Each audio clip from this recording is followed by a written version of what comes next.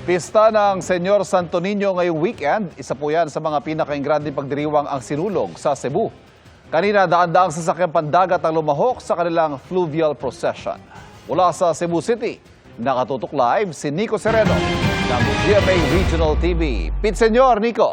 Pit Senyor Ivan, sa kabilangan ng banta ng pag-ulan, maraming mga deboto ang nagtungo sa mga pantalan upang abangan ang galyon sa isinagawang fluvial procession hanggang sa reenactment. Mula sa Naval Forces Central sa Lapu-Lapu City, isinakay sa galyon ang imahe ni Senyor Santo Niño, pati ng mga imahe ng Birheng Maria at San Jose.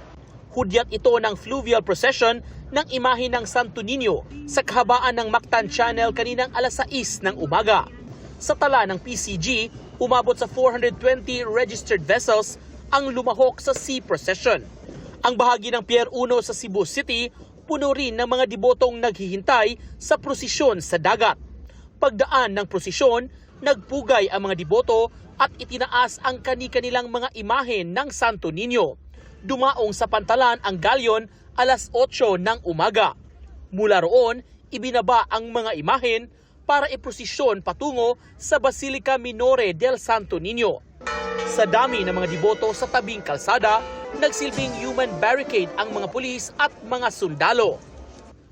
Binasbasan ni Cebu Archbishop Alberto Uy at Archbishop Emeritus Jose Palma ang mga imahen at ipinagdasal ang mga biktima ng Binalio trash slide pati kanilang mga kaanak. It's my first time. I was so excited. And then I saw many people with their faith, very strong, powerful. We offered masses already, especially yesterday. It was a day of mourning, and we asked all the parishes, the priests, to offer their masses for the intentions of the victims and their families. So we continue to hope. May buhay pa. Kung wala na, we surrender everything to God. Despite the predictions of a typhoon, the forecast, we only have a very perfect weather. Salamat sa Diyos. We always pray for the repose of the departed and strength for the family. Alas 9 ng umaga, sinimulan ang reenactment ng pagtatanim ng unang krus sa Pilipinas, ang unang binyag, ang unang kasal at ang pagbibigay ng unang imahe ng Santo Niño. Nagtapos ang reenactment sa pagsasayaw ng sinulog ng mga deboto.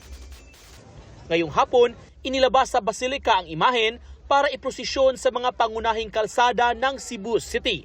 Kabilang sa sumali ang iba't ibang organisasyon at mga mag-aaral mula sa iba't ibang paaralan. Isa ang solemn procession tuwing bispiras sa pinakadinadaluhan ng tao tuwing Fiesta Senyor. Pagkatapos ng procession, ibinalik ang imahen sa Basilica na nagdaraos ng misa. Matapos itong misa, Ivan, ay susunod itong traditional religious sinulog kung saan isasayaw ng mga deboto maging ng mga pari ang kanilang mga panalangin at pasalamat sa Batang Jesus. Ivan? Daghang salamat, Nico Sereno ng GMA Regional TV.